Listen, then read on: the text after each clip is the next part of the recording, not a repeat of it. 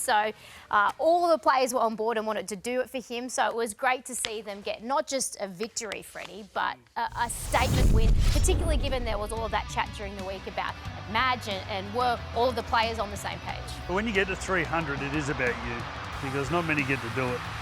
And he's shown class the whole way through. His move up there has been absolutely brilliant, I think, for Brisbane and himself. And I think the way they played, Brisbane are the best team, without doubt, watching when they're on. Like watching Katoni Staggs with his energy level. I feel like when he's throwing blokes off and playing the way he does, that's the Brisbane I like to see. This bloke, I just sat there thinking, well, how far away can he be from getting to the next level? I think his defence, he's been absolutely brilliant the last couple of years, and just watching him hit some holes. But I just like watching them in form. They're just a great team to watch when they're going well. How important has it been for Ezra Mam and Reece Walsh to come back into the team? Like, everyone else just settles and just does their job because they know that they're going to have the class on top of it and put the cream on the cake. So, yeah, I thought Reece had a lot of energy about him. He was very creative. He was the risk taker, and therefore everyone else just had to go and do their job. And they made a line break and scored in the first set. That was the worrying sign for the Gold Coast Titans, but it was the sign that the Broncos were on. And to keep in mind too, we still haven't had a match where you've had Reece Walsh, Ezra Mam, Adam Reynolds and Ben Hunt all out on the field, which would suggest, as you said earlier, Joey, that when they're all on the park and they put it together, they're still such a premiership threat. Well, they're such a threat. That's the thing. They got so much strike, and they'll get great confidence from this. What I like about the win, there wasn't set-up plays. They weren't relying on all these trick shots, which I spoke about last week. They had a power game. They worked hard. They set the game up, and it was a huge win. This was a good trial. They played well off the bench to begin with. But, yeah, Brisbane, some really good signs. And through that flat period, hopefully they're on the up and up. Yeah, so much to like about that one. But, Billy, what did you like about the return of Reece Walsh? I just mentioned it, like his energy. You know, when Reece is energetic, like his class is always going to rise. His talent is always going to rise. When Reece is thinking about the fundamentals of the game, his positional play, putting his body on the line, this sort of stuff is always going to be there. That's so natural for him. So I loved him taking on the line. He was a run threat, and then his pass and kick came second. The other thing was, after he did go searching down, you know, whether it was down a blind side, he'd get to first receiver. He's just got a beautiful pass. He goes fast and it's accurate. King. Mate, he did that 3 or 4 times, and like that is going play on play, puts a lot of stress on the defence. There was a chance there, I thought, where he could have defended his line better. And he missed a tackle there, and you could see he was pretty disappointed. But I think outside that was a pretty good performance. So when you pinch that knee, Bill, you spoke about when you had it.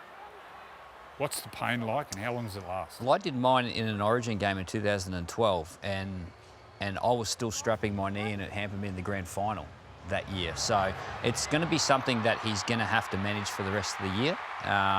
It actually, when you tear your PCL, your lower part of your leg actually becomes a bit looser. Your knee's a bit more loose. Unless you go in and get surgery, it doesn't get fixed. You just have to settle it down. So you're going to have to, you get all these little scar tissue sort of pain signals every now and again, and that's going to be something for the rest of the year. So I would imagine that strapping will be on Reece's knee for the rest of the year. A great night for the Broncos, so much to celebrate, but on the flip side, really tough one for the Titans and for Des Hasler. Obviously, there's been all of that chat about Des Hasler's future. He was asked in the media conference after the match if he is the right man to lead the club forward. Are you the coach that's when he's come around? The players turn the club around. So it's not a question like that. It's not about that. It's not about turning anything around. It's about turning up and playing well. And we didn't do that. We missed that opportunity tonight. We missed that opportunity. And that's not good enough, and they know that. What can you do to improve the defence though, Des? The worst defensive side, they're confident, and out there it looked like, once again, disorientated on the edges. Yeah, something we need to work on. Brutal, blunt Des Hasler there. Often he kind of dances around questions and speaks in some riddles, so you don't really know where he sits, but we know for sure what he thinks about that and that the players need to lift ready. That was turning up. That was pretty accurate. Sometimes it's not that hard to describe what needs to happen. So you completely agree? They didn't turn up. Yeah. I thought he handled it well. Yeah, they didn't turn up. And sometimes Des can be quite vague in what he talks Yeah. about. I thought he was pretty clear then. And you know, whether it's Des or whatever it is, like whichever coach comes in, at the end of the day, they need to turn up. Well, what is the answer? Because No one knows. Yeah. Des can coach. We know he can coach. He had great success at Manly, great success at the Bulldogs. He knows what winning looks like. It's the playing group. And I don't know how they turn it around. Poor old Tino is carrying the whole team on his back. Once again, there's high hopes for a young halfback coming through, but he's probably 18 months off. But they haven't been a genuine threat since, was it 2009 where they finished second around there where Scotty Prince was probably lighting it up? Other than that, they've never ever looked like a threat. It's not key players. It's not key position players. You have a look at two of the teams that have really excelled this year: the Warriors, the Bulldogs, and you even throw Canberra Raiders in there. They've made it happen through a connection, through a togetherness. Like they haven't made it happen by going out and buying the best key position player in the game. They've done it. Like they've got Toby Sexton, Jamal Fogarty, and Luke Metcalf. Like you need to be connected, and you need to do it as a team. It's not any one player that's going to pull them out of it. well, Luke Metcalf, Chanel Harris-Tavita, all of those usual suspects were on display in a massive win for the Warriors. In the Bermuda Triangle, 40-10 the final score over the Sharkies, and they probably continue to surprise us because that first match over in Vegas, we were thinking, oh, is it going to be a long year? But Andrew Webster, coming from Penrith, just really seems to have done such a great job of bringing this group together, and the addition of James Fisher-Harris as well has obviously provided so much inspiration. But they are just so good to watch, Joe. They are just playing for each other. They're playing for the coach. Things you don't normally see with the Warriors over the years is scramble and desperation. They are a dead-set premiership threat. I've got to say, their halfback, Luke Metcalf, he played at Cronulla, the dummy half, Healy, son of the great Mitch Healy. So that's some Cronulla ex-players in there, but they are just playing for each other. Geez, their back rowers are just... A couple of Sharks come back to bite the old team. Good one, Bill. Their weapons. Yeah. I think the impressive part with the coaching, you got to remember 2 years ago they had a great year. Last year wasn't so great. And so then they've rebounded and come off the first game of the year where everyone just said, well, you're gone again. Everyone pretty much just wiped them out from round one. So like that's an impressive, not only you get a good team and you do something well with them, they sort of failed last year and they've come back, you know, with some personnel changes, but more like the boys are talking about is looks internal. They look like they're playing for each other. That desperation that you're talking about, I think the barometer of that is their fullback Charles Nickel-Klookster. I reckon he's saved 5 or 6 tries in the last couple of weeks, and he did it again on the weekend. The other thing is they're really selfless, and 2 players that stand out for that. Roger Tuivasa-Sheck, he was the Dally M winner. He's playing on the wing, he'll play in the centres, he'll do whatever it takes for the team. The other guy is Kurt Capewell. He's a back rower, he's playing in the centres. They're just getting on with the job and they're working for the team. So there's a real selfless attitude at the moment at the Warriors, and they won 7 of their last 8 games because of it. And when the Wars are doing well, I think the competition in general is doing well. So up the Wars. So much to love about this one. But Joey, we know how much you love watching Isaiya Katoa develop, and we rave about him each and every week. Crazy to think he's only 21 years old. Do you think it'll get to the point where he is as good as, or can even overtake Nathan Cleary? Without, he's young, we don't want to put heaps of pressure on him. He'll have to wait his time for Nathan to finish. Nathan's in his late, is he 27? 28? In 3 or 4 years' time, that'll be his time. When Nathan's around 31, 32, 33, he'll have to wait his time. But what I will say about him, he has no weaknesses in his game. And at 21, what he's doing now, we could be looking at one that goes past all of us, all the halfbacks. He's got that potential? He's got everything. Every game I watched him so close. But the other night, in particular, he had a presence about him. Defensively, he's whacking blokes. There's no weaknesses. His running game has improved this year. 40-20? 40-20. So what's prime? Prime would be 27, 28, would it? Maybe a bit younger for him. It might be 25, 26. Yeah, so he's still 4 or 5 years away from being in his prime. Like, the one thing that I interviewed him before the game, he is such a mature young man. Like, for a 21-year-old, he knows that what his responsibility is as the halfback of this footy team, and he looks really comfortable with it. He articulates his game really well. He articulates the management of the footy team really well. Like, he is a mature young man, only at 21. I reckon the biggest compliment I could give him is that I reckon even Nathan has watched him and thought, you know what, I can do my... It's changed the way he's played his blocks. Do my blocks a little bit different. I think Izzy's just brought in a style, and it happens. Young kids will bring in, you know, just a new way to play the game. It's a little bit faster. And I think Nathan's just changed the way he throws those second plays every now and then, just straightens up a bit different, does off the inside shoulder, tempo. Just with the Dolphins in general, like, what a performance that was. Like, 56 points. They attacked the house down, but they attacked with their defence as well. It all started off their defence. They were whacking blokes early with their shoulders. I think Keeley went down on a kick chase. The winger Bostock, he got someone on a kick chase. Like that, they've still without Flegler, Gilbert, Stone, and Saifidi. So they've done this undermanned. There's 4 starting forwards from this Dolphins team, and they went out there and really dominated. Well, they're convincing not long ago against Canterbury, team coming first. They were down on numbers, but same thing. Really aggressive with their defence. You saw, you know, the young bloke was running around with his arm hanging off and just launching himself.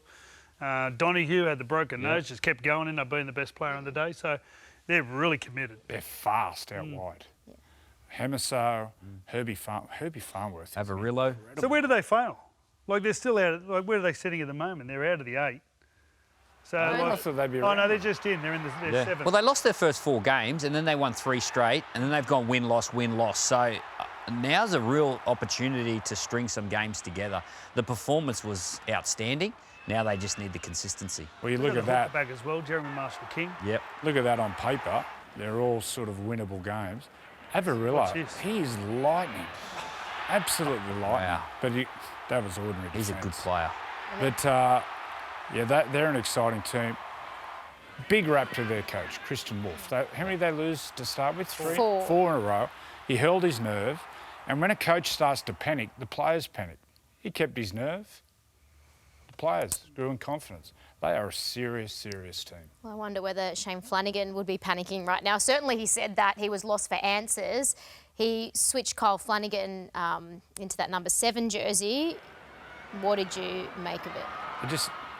No one's straightened the attack in the key positions. If you're a halfback and you're passing the ball with your hips pointed to the sideline, you're not doing your job. We spoke about the 2 halfbacks at the moment, Isaiya Katoa and Nathan Cleary. They play north-south. They're going straight down the middle. They're attracting defenders. If you're running sideways, you're moving the defenders towards your outside attackers. It doesn't make sense. Someone's got to straighten the attack. Bit of soul searching for the Dragons this week. They've got a big chance to bounce back in Thursday night footy against the Sharkies. So we have this one here on 9. It'll be live and free from 7:30 p.m. Really your mob overall, you have to say, great team performance, and they're back to their best. Yeah, look, I still think they've got improvement left in them. Probably haven't quite hit the ceiling of their best just yet, but starting to get a little bit chilly down in Melbourne too, so that would have been a factor for the boys coming down from Townsville. But Melbourne, yeah, they really turned it on with the footy. I thought Jerome Hughes was outstanding. 2 tries, 2 try assists, great running threat, but has all the skills as well. I actually thought the Cowboys used the footy quite well. It was an entertaining game to watch, and the key position players went to work on both sides. There was a moment there where Scott Drinkwater dropped the ball over the try line. Melbourne scored the set after. That was the turning point. They were in the game. It was competitive, and from when that happened, that was the end of them. And Melbourne just put on another 3 tries, I think. On the flip side, for someone like the Cowboys, I mean, with a lot of sides this year, they've been up and down, but Tommy Dearden, Joey, a lot of conversation, as we know from earlier in the show, in conversations for that number 7 jersey for the Maroons. How did you think he went I last thought he night? was outstanding. He played really tough. He just competes. You got to remember too, he's got a new halves partner in Purdue. So they've only played together probably 3 or 4 times, maybe just that. But he's also got that presence of an elite halfback at the moment. That's a beautiful pass. But he just competes. He's only going to get better and better and better. But any time there's a ball on the ground or a 50-50 ball, he comes up with it. Do you like that combination? Because we Yeah, I thought do. at the time, oh, it was Jake Clifford hard done by, but it certainly seems to be the future for them. Yeah, moving forward, I think they're a great combination. You've got a running threat in Purdue. Am I pronouncing that right? Yeah, Purdue. And he's a real run threat. He's only going to get bigger and stronger. He's quite light now, but yeah, moving forward, they're the next halves for the next, half a dozen, 8 years at the Cowboys.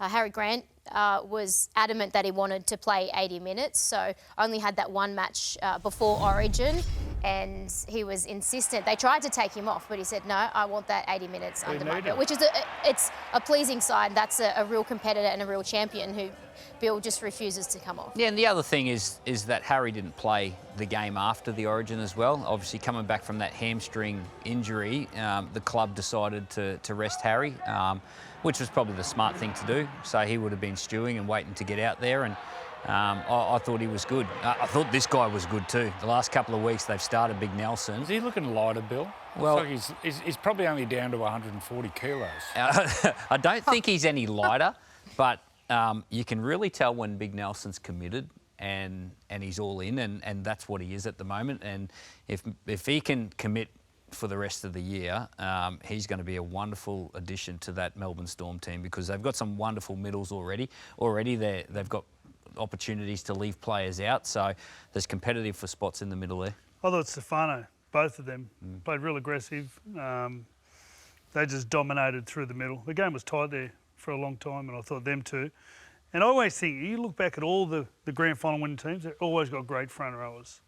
Front rowers make a huge difference, absolutely. You need really dominant front rowers, or it's really hard to win big games, especially towards the end of the year. So watching them two at work last night, I thought, you know what, it's going to put a lot of pressure on the teams above them. Someone told me from within the camp that the off-season just gone was the most they've burnt after being beat last year in the grand final. From the head, from Craig Bellamy, to the coaching staff, through all the players. Did you witness any of that, or have you heard that? Burnt as in hurting? As in hurting. Oh, absolutely. Anytime you lose a grand final, you hurt, and you either crumble from it or you take that motivation into the next year. And there'll be individuals within this team, and everyone holds those experiences different. There'll be individuals within this team that will carry that motivation right up until the semi-finals, and even through if they get to the grand final. It'll be there. It doesn't leave you, and it certainly helps when you go out and rectify a wrong and you go out and win a premiership after it. And perhaps that's one of the reasons why Craig Bellamy has chosen to extend as well into another year. Did you think he'd go again? I thought he'd retire 5 years ago, actually after this year here. Look, I said it on the Sports Sunday segment that I was on earlier in the morning, and it is a great thing for the Melbourne Storm that he's hanging around. And it's equally as great for the game, because not only does he create a standard of his own coaching and that footy club down there in Melbourne, but he actually challenges the other coaches in the competition to be better, and their consistency. And you can see the passion that he has for the game, and I'm sure that's what he measures when he makes these decisions, is how much passion and how much drive do I still have, because he's an all-in sort of a person, and he needs to make sure that he's still got that drive and passion, which obviously he does. Great to have him still in the game. He's a machine. Best coach? He's still Would you say the best coach in rugby? Well, league he's, history? you know what, like, I don't know. It's hard to say who the best coach is, but all I say is I'm so grateful he's in the game. Yeah. He brings so much to the game from a point of view of just excellence and work ethic, and he just has his personality about him that I'm so thankful he's part of it. And always so kind and respectful to all of the journalists as well, and happy to give his time. So thank you, Bellyache. We all love you. And hope everyone... Joey was jumping up and down in the box. Chucking little tantrums today. Not Wasn't today. jumping in the first half. He's got a little tanty in him at times, Joey, but... I'm the biggest DV you've ever seen. 16-0 at the break. Did you think at any stage that they had this in them? All I had in my mind was whether it was going to be 40 or 50 to Manly. Newcastle were nowhere in this game. 16-0 at half-time flattered the Knights. They should have been up by 30. What did they change? The change pretty much just came out. I reckon they loosened up. Yeah. And they used the ball, they passed the ball, they played to their right edge, Pierce Paul, they played to Gagai. And then this guy, Fletcher Fletchers. Sharp, and then Fletcher Hunt on the left. They just got it done. Look at this. That's a moment. This young bloke, Fletcher Hunt, Denny Badeiras tells me he's never played on the wing. He just competes. There's errors around him, but he just competes. They loosened up, they used the ball, they offloaded the ball, and they got confidence, and then Manly stopped playing. When they got the momentum. Manly got overconfident. I thought there was a period there. I don't know, wasn't how they stopped playing. I thought they just got overconfident, thought it was just going to happen and they were going to win and they were just going to score more tries. That was in Golden Point, that was the winner. Once again, Fletcher Hunt competing. There was a decision to move Schiller from the left to the right as well. He wasn't having the happiest of nights, and he came up with that beautiful Poor bugger. line break on that right-hand side, and then obviously Fletcher Hunt, who went over to the left-hand side, Come up with a match-winning play. So Adam O'Brien got something right at half-time as well. Sometimes you just need that win or something to happen to turn your season around. Hopefully it's that. Is this the turning point? We've seen over the last few years they look on for all money. They have this massive run and they make the finals. They save Adam O'Brien's job. I'd love to think it is a turning point. And the pleasing thing, Kalen was pretty quiet on the night. It was Fletcher Sharp, Dane Gagai, Jack Cogger's second half was sensational. And they're missing so many middle forwards. Obviously, Leo Thompson. They had Tyson Frizzell start in the front row. He got knocked out early in the match. So it was a fair effort to come from behind. No Safidi. It was a big effort by the Knights. Speaking of Adam O'Brien, there was some drama. So the players were booed off at half-time and he certainly wasn't happy about that. He got stuck into the fans and was then forced to apologise. Yeah, it's really disappointing to people to even, I know the scoreline's not what they want, but to boo the effort that went into that first half from a really young team. The people that booed don't know anything about rugby league. I apologise unreservedly to our members and fans that I offended, and I can understand why they would be offended. I was underprepared for that question. I was unaware that there had been some booing on my way down at half-time, and the first time I'd heard of it was with that question, and I went straight into protection mode for our playing group. Joey, can you understand the emotion in the moment, or do you think that's just an absolute no-go zone and a bad look? Yeah. No one in the history of the Knights or coaches ever bagged the fans. Yeah. Well done for owning it. The next day he knew he made a boo-boo, but talk about educated fans. There are no more educated fans. Mate, if anyone get their team a penalty, it's Newcastle fans. They know the game. They know their footy. They know when they need their fans. The one thing I will say is no coach has been more glowing of their supporter base than Adam O'Brien in the past as well. So, he understands what Newcastle and the Newcastle people mean to this footy team and vice versa. And at the end of the day, never give up on your team. 16-0 down, they come back and won the game. It's probably a good example and a good lesson for the supporters. They never give up on your team. They needed a boo. They come out and won. They got booed at half-time. Might have been the difference. They deserved a boo. What's wrong with a boo? But he'd like to have it again, Adam. It was, he was highly emotional, but to criticise the Knights fans, considering they'd turn up when the team was getting wooden spoons in the rain. So, he owned it, said the wrong thing. Let's get on. Some learnings there for the players, for Adam O'Brien and for the fans as well.